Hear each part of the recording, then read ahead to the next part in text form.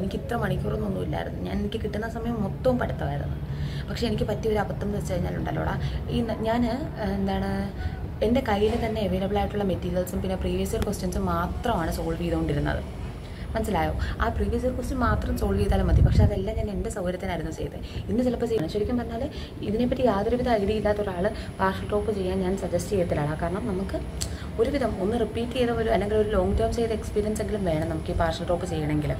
BSc ഇപ്പം ഫിസിക്സോ കെമിസ്ട്രിയോ bio ഒക്കെ എടുക്കുവാണെങ്കിൽ, ബയോളജി എനിക്കറിയത്തില്ല, അപ്പോൾ ഫിസിക്സോ കെമിസ്ട്രിയോ എടുക്കുവാണെങ്കിൽ നമ്മുടെ പ്ലസ് 1 പ്ലസ് 2 ആയിട്ട് ഭയങ്കര സിമിലാരിറ്റീസ് ആയിരിക്കും. എന്തായാലും നമുക്ക് സാധാ കോഴ്സിനൊക്കെ പോകാനേ പറ്റത്തുള്ളൂ. അപ്പോൾ അവിടെ നിന്ന് നമുക്ക് അഥവാ MBBS കിട്ടിയില്ലെങ്കിൽ പോലും ഒരു വീഡിയോസോ ഒരു ആയുർവേദയിലൊക്കെ ഒക്കെ ഉയർന്നു വരാനായിട്ടുള്ളൊരു ഇതോ.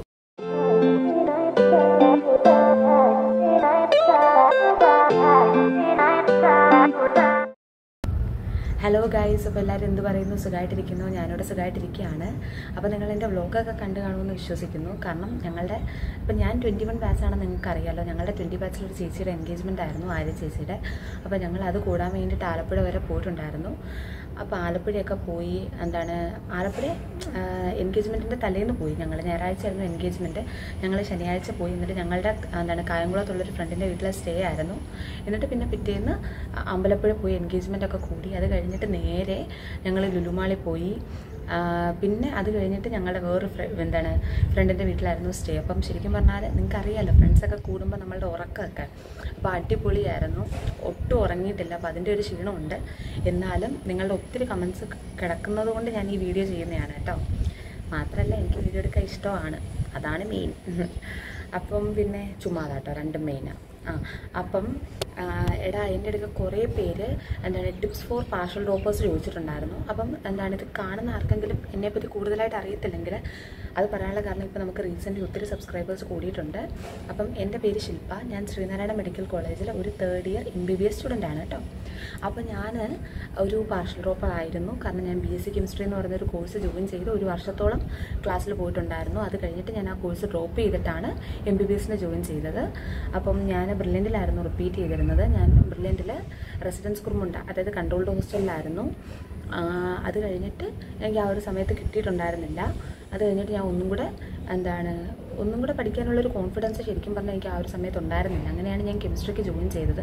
ശരിക്കും പറഞ്ഞാൽ കെമിസ്ട്രിക്ക് ജോയിൻ ചെയ്തപ്പോൾ എൻ്റെ +1 11ലും 12ലും എൻ്റെ ജൂനിയേഴ്സായിട്ട് പഠിച്ച, അതായത് ഞാൻ 12ൽ പഠിച്ചപ്പോൾ 11ൽ പഠിച്ചിരുന്ന കുറേ കൊച്ചുങ്ങൾ എൻ്റെ ക്ലാസ്മേറ്റ്സ് ആയിട്ട് എനിക്ക് ഞാൻ പഠിച്ചത് BGM കോളേജിലാണ് കേട്ടോ. ഗവൺമെൻറ് BGM കോളേജ് ചവറ, കൊല്ലത്തുള്ള കോളേജിലാണ് പഠിച്ചത്. അപ്പോൾ അവിടെ എനിക്ക് കുറേ പേരെ കാണാൻ പറ്റി. കുറേ പേര് എൻ്റെ ക്ലാസ്മേറ്റ്സ് ആയിരുന്നു. അപ്പോൾ എല്ലാവരും എന്ത് പറ്റി ചേച്ചി എന്നൊക്കെ ചോദിക്കും. കാരണം ഞാൻ അത്യാവശ്യം മോശമില്ലാത്ത രീതിയിൽ പഠിക്കുന്ന ഒരാളായിരുന്നു സ്കൂളിൽ. അപ്പോൾ എനിക്ക് ഫുൾ A+ ആയിരുന്നു, 98% മാർക്കുണ്ടായിരുന്നു. അപ്പം അതൊക്കെ എന്നെ ഭയങ്കരമായിട്ടുള്ള രീതിയിൽ വിഷമിപ്പിച്ചു. പിന്നെ എൻ്റെ അമ്മയുടെ ഏറ്റവും വലിയ ആഗ്രഹമായിരുന്നു എന്നെ ഡോക്ടറാക്കണം എന്നുള്ളത്. അപ്പോൾ ശരിക്കും പറഞ്ഞാൽ അത് നടക്കാതായപ്പോൾ അമ്മയുടെ ഒരു വിഷമവും അമ്മയുടെ ഒരു ദേഷ്യമൊക്കെ കണ്ടു. അപ്പോൾ അതൊക്കെ കൂടെ ആയപ്പോഴത്തേക്ക് എനിക്ക് നല്ല രീതിയിലൊരു മോട്ടിവേഷനായി. പിന്നെ എൻ്റെ അമ്മമ്മയ്ക്ക് ഭയങ്കര ആഗ്രഹമായിരുന്നു കേട്ടോ. എന്നുവെച്ചാൽ ഞാനിങ്ങനെ നീറ്റിന് പഠിക്കാൻ വേണ്ടിയിട്ട് റിപ്പീറ്റിന് പാലയിൽ പോയപ്പം അമ്മമ്മ വിചാരിച്ചിരുന്നത് ഞാൻ MBBS പഠിക്കാനായിട്ട് പോയിരുന്നു. അമ്മമ്മ അങ്ങനെ അയൽപ്പക്കത്തുള്ള എല്ലാവരോടും പറയുമായിരുന്നു, മോള് ഡോക്ടറായി, കൊച്ചുമോള് ഡോക്ടറായി, ഞാൻ ഡോക്ടറായി എന്നൊക്കെ. അപ്പോൾ ശരിക്കും പറഞ്ഞാൽ പെട്ടെന്ന് അമ്മമ്മയ്ക്ക് അങ്ങനെ പ്രത്യേകിച്ച് അസുഖമൊന്നും ഉണ്ടായിരുന്നില്ല. പെട്ടെന്നൊരു ദിവസം അമ്മമ്മ അങ്ങ് മരിച്ചുപോയി. അപ്പോൾ അതും കൂടെ എന്നുവെച്ചാൽ അമ്മമ്മയ്ക്ക് അറ്റാക്കായിരുന്നു. അപ്പം എനിക്കൊരു കാർഡിയോളജിസ്റ്റ് ആവണം എന്നൊക്കെ ഒരു ആഗ്രഹം ഉണ്ടായി അതിൻ്റെ പുറകെ.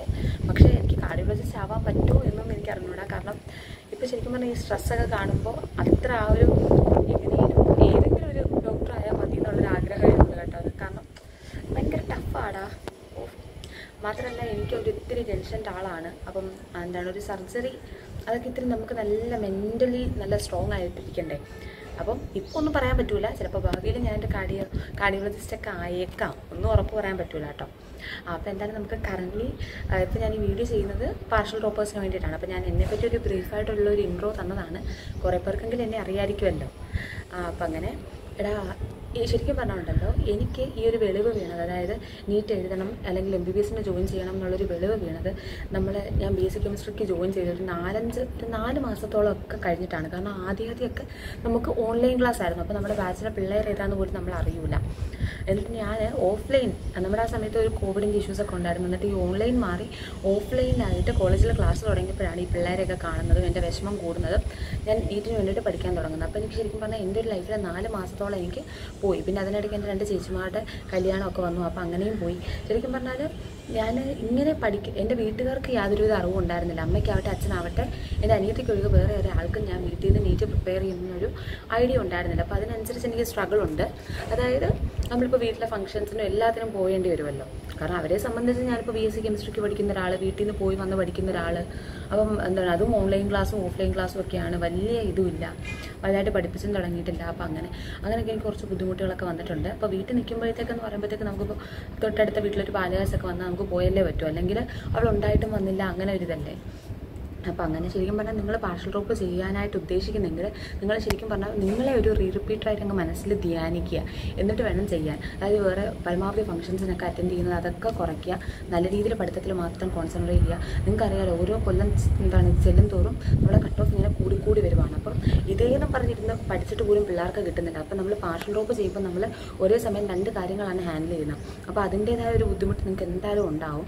ഞാൻ 50-50 ബാലൻസ് ചെയ്യാൻ ഒരിക്കലും പറയത്തില്ലടാ, പറഞ്ഞാലും ഒട്ടും പറ്റത്തുമില്ല. നമുക്കൊരു 70-30 രീതിയിൽ ഇതിനെ ബാലൻസ് ചെയ്തുകൊണ്ട് പോകാനേ പറ്റൂ. അതായത് ഒരു 30% മറ്റേതിന് കൊടുത്തിട്ട് ഒരു 70 നമുക്ക് കൊടുക്കാനേ പറ്റത്തുള്ളൂ. അപ്പം എന്താണ് പിന്നെ ഒരു ഗുണമുണ്ടെന്ന് വെച്ച് കഴിഞ്ഞാൽ, ഇപ്പോൾ ഇൻ കേസ് നമുക്ക് ഇത്തിരി ഫെയിലാവോ മാർക്ക് കുറയോ ഒക്കെ ചെയ്ത് കഴിഞ്ഞാൽ നമുക്ക് ഇമ്പ്രൂവ്മെൻറ്റ് എക്സാം എഴുതാമല്ലോ BSc ഒക്കെ എടുക്കുവാണെങ്കിൽ. പക്ഷേ നീറ്റിൻ്റെ കാര്യത്തിൽ നമുക്ക് വേറെ ചാൻസ് ഇല്ലല്ലോ.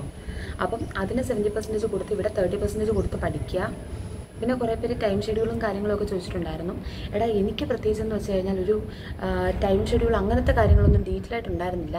എനിക്ക് ആദ്യം ഓൺലൈൻ ക്ലാസ് ആയിരുന്നു. അപ്പം അതായത് ഞങ്ങൾക്ക് ഇടയ്ക്ക് വെച്ചൊന്ന് ഓഫ്ലൈനായി. അപ്പോഴാണ് ഈ പിള്ളേരെയൊക്കെ കണ്ട് ഞാൻ നീറ്റിന് പഠിക്കാൻ വേണ്ടി തീരുമാനിച്ചത്. പിന്നെ വീണ്ടും കോവിഡിൻ്റെ കേസ് തുടങ്ങി കൂടി വീണ്ടും ഓൺലൈനായി.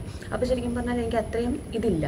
എൻ്റെ അനിയത്തിക്ക് ഇത് അറിയാവുന്നത് കൊണ്ട് അവൾ അന്ന് 12th പഠിക്കുക. അപ്പോൾ അവർക്ക് ഓൺലൈൻ ക്ലാസ്, അവളുടെ ഓൺലൈൻ ക്ലാസ്സിൻ്റെ കൂടെ എൻ്റെ ഓൺലൈൻ ക്ലാസ്സും കൂടെ ഓണാക്കി വെക്കുമായിരുന്നു. കാരണം നമുക്ക് ക്യാം ഓണാക്കേണ്ട കാര്യമില്ലല്ലോ. പിന്നെ ഇൻ കേസ് മാം വിളിക്കുകയൊക്കെ ചെയ്യുമായിരുന്നെങ്കിൽ ശാലു എന്നെ വിളിക്കുമായിരുന്നു. അങ്ങനെയായിരുന്നു ചെയ്യുന്നത്. അപ്പോൾ അവളെന്നെ ശരിക്കും പറഞ്ഞാൽ നന്നായിട്ട് സഹായിച്ചിട്ടുണ്ട്. പക്ഷേ നിങ്ങളുടെ കേസിലെന്ന് പറയുന്നത് ഇപ്പോൾ കോവിഡോ കാര്യങ്ങളോ ഒന്നുമില്ല. അപ്പോൾ ഫുൾ ഓഫ്ലൈൻ ക്ലാസ് ആയിരിക്കും. അപ്പോൾ നമ്മൾ അവിടെ ചെല്ലേണ്ടി വരും. അപ്പോൾ നമുക്ക് രാവിലെ കോളേജിൽ പോകുന്ന വരെയുള്ള സമയവും നമുക്ക് കോളേജിൽ നിന്ന് വന്നു കഴിഞ്ഞിട്ടുള്ള സമയമേ കിട്ടത്തുള്ളൂ. പിന്നെ എന്തൊക്കെ പറഞ്ഞാലും നിങ്ങൾ പരമാവധി ക്ലാസ് തുടക്കത്തിലൊന്നും കളയാതിരിക്കുക. നമുക്ക് 80% അറ്റൻഡൻസ് വേണമല്ലോ. അപ്പോൾ നിങ്ങൾ നീറ്റ് എടുക്കാറാകുമ്പോഴത്തേക്കും കുറച്ച് ദിവസം അടുപ്പിച്ച് അങ്ങ് ലീവ് എടുക്കുക. എനിക്ക് കിട്ടിയൊരു പണിയെന്ന് വെച്ച് കഴിഞ്ഞാൽ എൻ്റെ നീറ്റ് എക്സാമിൻ്റെ ഒരു ദിവസം മുന്നോ 2 ദിവസം മുന്നോ എന്തോ എനിക്ക് യൂണിവേഴ്സിറ്റി എക്സാംസ് ആയിരുന്നു. BSc കെമിസ്ട്രിയുടെ യൂണിവേഴ്സിറ്റി എക്സാം ആയിരുന്നു. അപ്പോൾ ഞാൻ കുറച്ച് നന്നായിട്ട് വെള്ളം കുടിച്ചു. കാരണം എന്ന് വെച്ച് കഴിഞ്ഞാൽ നമുക്ക് BSc കെമിസ്ട്രി അങ്ങ് പ്യുവറായിട്ട് വിട്ടുകളയാൻ പറ്റത്തില്ലല്ലോ. അങ്ങനെയാണെങ്കിൽ നമുക്ക് റിപ്പീറ്റിന് പോയാൽ മതിയായിരുന്നല്ലോ, കെമിസ്ട്രി എടുക്കേണ്ട കാര്യമില്ലല്ലോ. അപ്പോൾ 2 രീതിയിലും ബാലൻസ് ചെയ്യുന്നത് കൊണ്ട് കുറച്ച് പണി വെട്ടായിരുന്നു. അത് പോയി എഴുതേണ്ടി വന്നു. അതിന് വേണ്ടിയിട്ട് കുറച്ചെങ്കിലുമൊക്കെ ഒന്ന് വായിക്കേണ്ടി വന്നു. അതും എക്സാം അടുപ്പിച്ചിരിക്കുന്ന സമയമല്ലേ. എല്ലാവരും നീറ്റ് എന്നും പറഞ്ഞ് പഠിക്കുമ്പോഴത്തേക്കും ഞാൻ 2 വെള്ളത്തിൽ ചവിട്ടി. ശരിക്കും പറഞ്ഞാൽ അതും കൂടെ ഒരു കാരണമായിരിക്കും. ഞാൻ ചിലപ്പോൾ വീട്ടിലൊക്കെ പറഞ്ഞൊന്ന് പ്രിപ്പയർഡ് ആയിട്ടൊരു റിപ്പീറ്റിന് പോയായിരുന്നെങ്കിൽ ചിലപ്പോൾ ഒരു ഗവൺമെൻറ് കോളേജിൽ അഡ്മിഷൻ മേടിക്കാനുള്ള മാർക്കൊക്കെ എനിക്ക് കിട്ടുമായിരുന്നു. അപ്പോൾ ഞാനിപ്പോൾ കറൻറ്റ്ലി സെൻറ്റ് ഫിനാൻഷ്യൽ കോളേജിലാണ് കേട്ടോ. എനിക്ക് ഫസ്റ്റ് അലോട്ട്മെൻറ്റിൽ കോട്ടയം ഡെൻ്റൽ കോളേജിലൊക്കെ അഡ്മിഷൻ കിട്ടിയതാണ്. പക്ഷേ അത് കഴിഞ്ഞപ്പോഴത്തേക്ക് ഇത്ര എത്തിച്ചത് കാരണം വീട്ടിലെ പേരൻസിന് സങ്കടമായി. അങ്ങനെയാണ് ഞാൻ സെൽഫ് എടുത്ത് ജോയിൻ ചെയ്യുന്നത് കേട്ടോ. അപ്പോൾ അങ്ങനെ ടൈം ഷെഡ്യൂളും കാര്യങ്ങളും ഒക്കെ.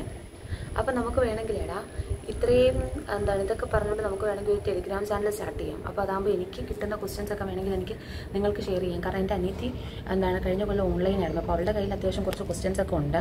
അപ്പോൾ ഉള്ളതിൻ്റെ അങ്ങനത്തെ ക്വസ്റ്റ്യൻസ് ഒക്കെ വേണമെങ്കിൽ എനിക്ക് ഷെയർ ചെയ്യാം. നിങ്ങളിപ്പോൾ ഏതെങ്കിലും ഒരു ഓൺലൈൻ നിങ്ങളിപ്പം എവിടെയെങ്കിലും റിപ്പീറ്റ് ഉള്ളവരാണെങ്കിൽ നിങ്ങൾക്ക് ഏകദേശം ഒരു നല്ല ഐഡിയ കാണും. ശരിക്കും പറഞ്ഞാൽ ഇതിനെപ്പറ്റി യാതൊരുവിധ ഐഡിയ ഇല്ലാത്ത ഒരാൾ പാർഷ്യൽ ഡ്രോപ്പ് ചെയ്യാൻ ഞാൻ സജസ്റ്റ് ചെയ്യത്തില്ല. കാരണം നമുക്ക് ഒരുവിധം ഒന്ന് റിപ്പീറ്റ് ചെയ്ത അല്ലെങ്കിൽ ഒരു ലോങ് ടേം ചെയ്ത എക്സ്പീരിയൻസ് എങ്കിലും വേണം നമുക്ക് ഈ പാർഷ്യൽ ഡ്രോപ്പ് ചെയ്യണമെങ്കിൽ. കാരണം നിങ്ങൾക്ക് അറിയാമല്ലോ, കോമ്പറ്റീഷൻ അത്രത്തോളം ടൈറ്റായി വരികയാണ്. അപ്പോൾ നമുക്ക് വേണമെങ്കിൽ ഒരു ടെലിഗ്രാം ചാനൽ തുടങ്ങാം. അതാകുമ്പോൾ നിങ്ങൾക്ക് വേണമെങ്കിൽ എൻ്റെ കയ്യിൽ അവൈലബിൾ ആയിട്ടുള്ള നോട്ട്സോ മെറ്റീരിയൽസിൻ്റെ PDF ഒക്കെ ഷെയർ ചെയ്യാം. അപ്പോൾ നമുക്ക് അങ്ങനെ നോക്കാം. പരമാവധി കിട്ടുന്ന സമയം അത്രയും മാക്സിമം പഠിക്കാൻ നോക്കാടാ. പരമാവധി നന്നായിട്ട് പഠിക്കാൻ നോക്കുക. പിന്നെ ഉഴപ്പാതിരിക്കാൻ നോക്കുക. കാരണം നമ്മളിപ്പം പാർഷ്യൽ ഡ്രോപ്പ് എന്നൊക്കെ പറയുമ്പോഴത്തേക്കും നമ്മൾ ഈ എയിമിൽ നിന്ന് ഡീവിയേറ്റ് ചെയ്ത് പോകാൻ ഒത്തിരി ചാൻസ് ഉണ്ട്. കാരണം എന്ന് വെച്ച് കഴിഞ്ഞാൽ നമ്മളിപ്പം ഈ റിപ്പീറ്റ് നമ്മൾ ശരിക്കും പറഞ്ഞാൽ ഈ നീറ്റിന് വേണ്ടിയിട്ട് പഠിക്കുന്നവർ +2 കഴിഞ്ഞ് കഴിഞ്ഞാൽ പിന്നെ പുറം ലോകം കണ്ടിട്ടില്ല. റെസിഡൻഷ്യൽ ബാച്ചും കൂടെ ആണെങ്കിൽ പിന്നെ പറയുകയും വേണ്ട. അവർ 10th കഴിഞ്ഞ് കഴിഞ്ഞാൽ പിന്നെ ലോകം കണ്ടിട്ടില്ല. അപ്പോൾ നമ്മളിങ്ങനെ വേറൊരു കോഴ്സിന് ജോയിൻ ചെയ്യുമ്പോഴത്തേക്ക് നമുക്കവിടെ പുതിയ ഫ്രണ്ട്സിനെ കിട്ടും. അതിൽ എന്തെങ്കിലും ഡിഫറെൻറ്റ് അറ്റ്മോസ്ഫിയർ ആവും. ചിലപ്പോൾ നമുക്ക് ആ ഒരു അറ്റ്മോസ്ഫിയർ മതിയെന്നങ്ങ് തോന്നും. ഇപ്പോൾ നീറ്റൊക്കെ വേണോ അങ്ങനെയൊക്കെ തോന്നിപ്പോകുന്നൊരു സാഹചര്യമുണ്ട്. അപ്പം അങ്ങനെ നമ്മുടെ ലക്ഷ്യത്തിൽ നിന്ന് മാറിപ്പോകാനൊരു ചാൻസ് ഉണ്ട്. പിന്നെ ഈ വർക്ക് പ്രഷർ കാരണം നമുക്ക് അത്രത്തോളം പഠിക്കാൻ പറ്റാത്തൊരു സാഹചര്യമുണ്ട്. അപ്പോൾ അങ്ങനത്തെ കാര്യങ്ങളൊക്കെ ഉണ്ട്. പിന്നെ എന്താണ് പിന്നെ നിങ്ങളിപ്പം നിങ്ങൾ വേറൊരു കാര്യം എന്ന് വെച്ച് കഴിഞ്ഞാൽ നിങ്ങളെ മാത്രമേ കാണുന്നുള്ളൂ. അതിപ്പോൾ ഓൺലൈൻകാർക്കും അത് തന്നെയാണ്. ഇപ്പോൾ നമ്മളൊരു ഹോസ്റ്റലിലൊക്കെ നിൽക്കുവാണെങ്കിൽ ഇപ്പം ഞാൻ 4 മണിക്കൂർ പഠിച്ചെന്ന് വെച്ചോ. അപ്പം ഞാൻ ഈ 4 മണിക്കൂർ പഠിച്ച് എനിക്ക് വലിയ കാര്യമായിട്ട് തോന്നത്തില്ല. കാരണം ഞാൻ എൻ്റെ അപ്പുറത്തും ഇപ്പുറത്തും 10 മണിക്കൂറും 12 മണിക്കൂറും പഠിക്കുന്ന ഒരാളെ കാണുന്നുണ്ട്. അതേസമയം ഞാൻ വീട്ടിൽ ഒറ്റയ്ക്കിരുന്ന് പഠിക്കുവാണെങ്കിൽ എനിക്ക് 4 മണിക്കൂർ പഠിച്ച് എൻ്റെ ടോപ്പിക്ക് കവർ ചെയ്തെങ്കിൽ എനിക്കത് വലിയ കാര്യം. ഞാൻ എത്രയും പഠിച്ച് അത് മതി, ഓക്കെ സെറ്റ് എന്നൊക്കെ പറഞ്ഞിരിക്കും. പക്ഷേ അത് പോരാ. കാരണം നമ്മൾ ബാക്കിയുള്ളവർ അതിനെക്കാട്ട് കൂടുതൽ പഠിക്കുന്നുണ്ട്. നമുക്ക് ഓൺലൈനാണെങ്കിലും പാർഷ്യൽ ഡ്രോപ്പ് ചെയ്യുവാണെങ്കിലും നമ്മളെ മാത്രമേ കാണുന്നുള്ളൂ. അപ്പോൾ നമ്മുടെ മാക്സിമം എടുത്ത് പഠിക്കാൻ നോക്കുക, കൺസിസ്റ്റൻ്റായിട്ട് പഠിക്കാൻ നോക്കുക. എത്ര വയ്യാഴിക ഉണ്ടെങ്കിലും എന്തെങ്കിലുമൊക്കെ ഒന്ന് പഠിക്കാൻ ശ്രദ്ധിക്കുക. കാരണം എന്ന് വെച്ച് കഴിഞ്ഞാൽ ഞാൻ എപ്പോഴും പറയുന്ന പോലെ ഇത് ഒരാഴ്ചത്തെയോ ഒരു മാസത്തെയോ ജേണിയല്ല, നമുക്കൊരു വർഷം നീണ്ട ലോങ് ജേണിയാണ്. അപ്പോൾ നമ്മൾ ഒരു ദിവസം അല്ലെങ്കിൽ ഒരു 2 ദിവസം പഠിക്കാതിരുന്നു കഴിഞ്ഞാൽ 3-ാമത്തെ ദിവസം നമുക്കൊരു മടി വരാനൊക്കെ ഉള്ളൊരു സാധ്യതയുണ്ട്. അപ്പോൾ അങ്ങനെ പണി കിട്ടും. പിന്നെ നിങ്ങൾ പിന്നെ നിങ്ങൾ ശരിക്കും പറഞ്ഞാൽ ഒരു റെഗുലറായിട്ടുള്ളൊരു സ്ലീപ്പ് വേക്ക് ഷെഡ്യൂൾ ഉണ്ടാക്കിയെടുക്കാൻ നോക്കുക. ഇന്നൊരു ദിവസം നിങ്ങൾ 9 മണിക്ക് പഠിച്ചിട്ട് ഉറങ്ങി, നാളെ 10 മണിക്ക് പഠിച്ചിട്ട് ഉറങ്ങി. പിറ്റേത്തെ ദിവസം നിങ്ങൾക്കിപ്പം ഒത്തിരി പഠിക്കാനുണ്ട്, പിറ്റേത്തെ ദിവസം എക്സാം ആണെന്ന് വെച്ചോ, അപ്പോഴും നിങ്ങൾക്ക് 9 മണിക്ക് ഉറക്കം വരും. അതുകൊണ്ടാണ് ഞാൻ പറയുന്നത്, നിങ്ങൾ ഒരു കൺസിസ്റ്റൻ്റായിട്ട് എത്ര പഠിച്ചാലും ഇല്ലെങ്കിലും ചുമ്മാ പഠിക്കാൻ മൂടില്ലെങ്കിൽ പോലും നിങ്ങൾ ചുമ്മാതെ ബുക്ക് എടുത്തുകൊണ്ട് അങ്ങ് ഇരിക്കുക അത്രയും നേരം. കാരണം നമുക്ക് ആ ഒരു സ്ലീപ്പ് വേക്ക് ഷെഡ്യൂൾ ശരിക്കും പറഞ്ഞാൽ ഭയങ്കര ഇമ്പോർട്ടൻ്റ് ആണ് കേട്ടോ. എന്തായാലും നമുക്ക് ആ ഒരു സമയമാകുമ്പം എഴുന്നേക്കാൻ തോന്നും, നല്ല രീതിയിൽ പഠിക്കാൻ തോന്നും. അത് നമ്മുടെ ഒരു ഡെയിലി റൂട്ടീനായിട്ട് മാറും. മനസ്സിലായോ? അപ്പോൾ അങ്ങനെയൊക്കെ ശ്രദ്ധിക്കുക. അപ്പോൾ നമ്മുടെ ടെലിഗ്രാം ചാനൽ ഞാൻ പരിഗണിക്കുന്നതായിരിക്കും. ശരിക്കും എനിക്കും തോന്നുന്നത് അതായിരിക്കും നല്ലതെന്നുള്ളത്. അപ്പോൾ പരമാവധി നന്നായിട്ട് യൂട്ടിലൈസ് ചെയ്ത് പഠിക്കുക. പിന്നെ ഇപ്പോൾ നമ്മൾ BSc ഇപ്പം ഫിസിക്സോ കെമിസ്ട്രിയോ ബയോ ഒക്കെ എടുക്കുവാണെങ്കിൽ, ബയോളജി എനിക്കറിയത്തില്ല, അപ്പോൾ ഫിസിക്സോ കെമിസ്ട്രിയോ എടുക്കുവാണെങ്കിൽ നമ്മളുടെ +1 +2 ആയിട്ട് ഭയങ്കര സിമിലാരിറ്റീസ് ആയിരിക്കും.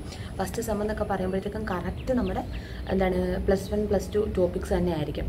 ഞാൻ BSc കെമിസ്ട്രി ആയിരുന്നല്ലോ എടുത്തത്. നമ്മളുടെ ഫസ്റ്റ് സെം എന്ന് പറയുമ്പോഴത്തേക്കും ക്ലാസിഫിക്കേഷൻ ഓഫ് എലമെൻസും അങ്ങനത്തെ കാര്യങ്ങളൊക്കെ ആയിരുന്നു.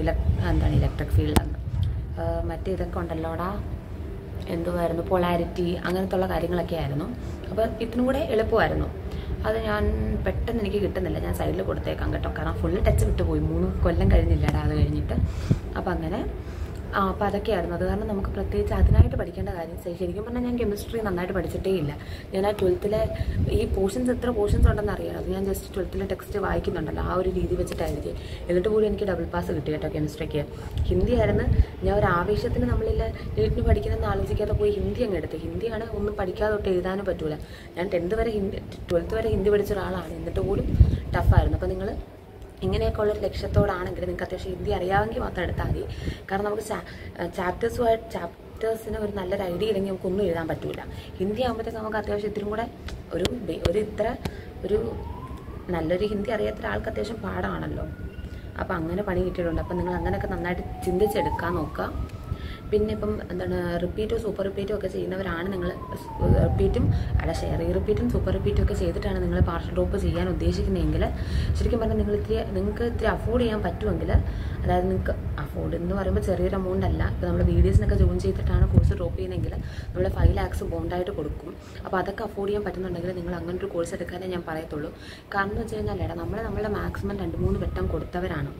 അപ്പോൾ നമുക്ക് ശരിക്കും പറഞ്ഞാൽ നമുക്ക് നമ്മളിൽ എന്തോ ഒരു എലമെൻറ്റ് ലാക്കിങ് ആയതുകൊണ്ടാണ് നമുക്കത് പിന്നെയും ശ്രമിച്ചിട്ടും കിട്ടാത്തത്. അപ്പോൾ നമുക്ക് നമ്മുടെ ലൈഫ് വെച്ച് റിസ്ക് എടുക്കാൻ പറ്റത്തില്ലല്ലോ. അപ്പോൾ അത്യാവശ്യം സാധാരണ ഒരു കോഴ്സ് എടുക്കാനാണെങ്കിൽ നമ്മൾ ഈ 2-3 കൊല്ലം ഇതിൻ്റെ പുറകെ ഓടേണ്ട കാര്യം ഉണ്ടായിരുന്നില്ലല്ലോ. അപ്പോൾ നിങ്ങളങ്ങനെ വയസ്സായിട്ട് ചിന്തിച്ച് ഒരു ഡിസിഷൻ എടുക്കുക. അതായത് അതിൽ നിന്ന് തന്നെ ഒരു കോഴ്സ് എടുത്തിട്ട് ഡ്രോപ്പ് ചെയ്യാൻ, ഫിനാൻഷ്യലി അത്യാവശ്യം സ്റ്റേബിളായിട്ടുള്ളവരാണെങ്കിൽ അങ്ങനെ നോക്കുക. അല്ലെങ്കിൽ അത്യാവശ്യം നല്ലൊരു കോഴ്സ് തന്നെ എടുത്തിട്ട് ഇതാക്കാൻ നോക്കുക. ഇപ്പം റിപ്പീറ്റേഴ്സ് ഒക്കെ ആണെങ്കിൽ ഭൂരിഭാഗം പേരും പാർഷ്യൽ ഡ്രോപ്പ് ചെയ്യുന്നവർ ആദ്യത്തെ അറ്റംപ്റ്റിൽ ഒന്നും കിട്ടാത്തവരായിരിക്കും. അപ്പോൾ നിങ്ങൾക്ക് എന്തായാലും നമുക്ക് സാധാ കോഴ്സിനൊക്കെ പോകാനേ പറ്റത്തുള്ളൂ. അപ്പോൾ അവിടെ നിന്ന് നമുക്ക് അഥവാ MBBS കിട്ടിയില്ലെങ്കിൽ പോലും ഒരു വീഡിയോസോ ഒരു ആയുർവേദയിലൊക്കെ ഉയർന്നു വരാനായിട്ടുള്ളൊരു സാധ്യതയുണ്ട്. അപ്പം നമ്മൾ സാധാ ഒരു ഡിഗ്രിയൊക്കെ എടുത്താൽ തന്നെ മതിയാവും. ഞാൻ ഉദ്ദേശിച്ചത് സാധാ ഡിഗ്രി മോശമാണെന്നുള്ളത് കൊണ്ടല്ല കേട്ടോ. നമ്മൾ 1, 2, 3 കൊല്ലം ഇതിന് വേണ്ടിയിട്ട് കഷ്ടപ്പെട്ടവരാണ്. അപ്പോൾ ഈ ഒരു കോഴ്സ് എടുക്കാനായിരുന്നെങ്കിൽ നമുക്ക് ആദ്യമേ പറ്റുമായിരുന്നല്ലോ. അപ്പോൾ അത്രേ ഞാൻ ഉദ്ദേശിച്ചുള്ളൂ. അപ്പോൾ നിങ്ങൾ ഇതൊക്കെ മൈൻഡിലൊന്ന് ശ്രദ്ധിക്കുക കേട്ടോ. പരമാവധി കാര്യങ്ങൾ യൂട്ടിലൈസ് ചെയ്യാൻ നോക്കുക.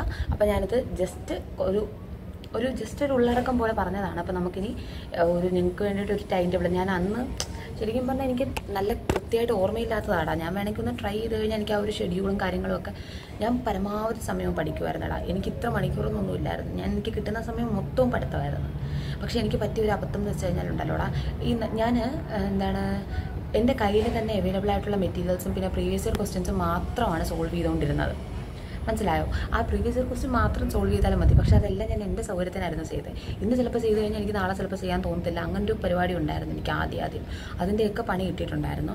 അപ്പോൾ നമ്മൾ കൺസിസ്റ്റൻ്റ് ആയിട്ട്, നിങ്ങൾ പറ്റുവാണെങ്കിൽ ബ്രില്യൻറ്റിൻ്റെ ഇങ്ങനെ പാർഷ്യൽ ഡ്രോപ്പ് ചെയ്യാൻ ഉദ്ദേശിക്കുന്നവരാണെങ്കിൽ ബ്രില്യൻറ്റിൻ്റെയോ അല്ലെങ്കിൽ ഏതെങ്കിലും ഒരു പ്ലാറ്റ്ഫോമിൻ്റെയോ ഇപ്പം മറ്റേ ടെസ്റ്റ് സീരീസ് ചെയ്യുക. ബ്രില്യൻറ്റിൻ്റെ ടെസ്റ്റ് സീരീസ് ഉണ്ടല്ലോ, അതാകുമ്പോൾ നമുക്ക് ഈ വീക്കിലി എക്സാം, നമുക്ക് ഡെയിലി മൺഡേ നടക്കുന്ന എക്സാംസിൻ്റെ ക്വസ്റ്റ്യൻസ് മാത്രമായിട്ട് കിട്ടും. അതായത് എല്ലാ വീക്കിലും നിങ്ങൾക്ക് എക്സാം കാണും.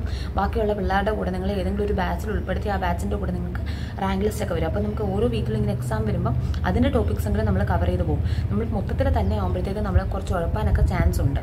ചിലപ്പോൾ ഇപ്പം ഞാൻ വിചാരിക്കുകയാണ് ഇന്ന് ഞാൻ ഇലക്ട്രോസ്റ്റാറ്റിക്സും മറ്റേ ഹൈഡ്രോ കാർബണും പിന്നെ ബയോളജി ഫോട്ടോസിന്തസിസും പഠിക്കുമെന്ന് വിചാരിച്ചോ. പക്ഷേ ചിലപ്പോൾ എനിക്ക് ഇന്ന് തന്നെ പഠിക്കാൻ പറ്റിയില്ലെങ്കിൽ ഞാൻ വിചാരിക്കും ഇന്ന് ഇത്രയും പഠിച്ചില്ലേ, ബാക്കി നാളെ ആവാം. അതേസമയം നിങ്ങൾക്ക് നാളെ ഒരു എക്സാം ഉണ്ടെങ്കിൽ നമ്മൾ എന്തായാലും ഇത് പഠിച്ചേ പറ്റൂ. ആ രണ്ട് വ്യത്യാസം നിങ്ങൾക്ക് മനസ്സിലായോ? അപ്പോൾ അങ്ങനെ പഠിക്കുന്നതായിരിക്കും ഇത്തിരി ഒരു പ്രഷറോട് പഠിക്കുന്നത് തന്നെയാണ് എപ്പോഴും ഇത്തിരി നല്ലത്. അപ്പം നിങ്ങൾ പറ്റുവാണെങ്കിൽ അങ്ങനെ ഒരു ടെസ്റ്റ് സീരീസിനെങ്കിലും ജോയിൻ ചെയ്യാൻ പറ്റുക. ഞാൻ എൻ്റെ അഹങ്കാരം കൊണ്ടും വീട്ടിൽ നിന്ന് 5 പൈസ മുടക്കിക്കത്തില്ല എന്നുള്ളൊരു അഹങ്കാരം കൊണ്ടും ഞാനിതൊന്നും ചെയ്തില്ല.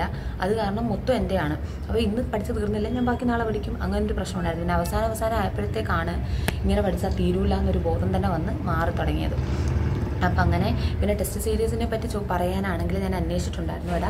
ഇപ്പോൾ ജൂണിൽ നമ്മുടെ റിപ്പീറ്റേഴ്സ് ബാച്ച് ജോയിൻ ചെയ്യും. അതിനുശേഷം മാത്രമേ അവർ ബ്രില്യൻറ്റിൻ്റെ ടെസ്റ്റ് സീരീസിനെ പറ്റി അനൗൺസ് ചെയ്യത്തുള്ളൂ കേട്ടോ. നമുക്ക് വീക്കിലി എക്സാം മുതലുള്ള ക്വസ്റ്റ്യൻസ് എല്ലാം കിട്ടും. വീക്കിലി എക്സാം കിട്ടും, ബ്രില്യൻറ്റിൻ്റെ മോഡൽ എക്സാംസും ഒക്കെ കിട്ടും.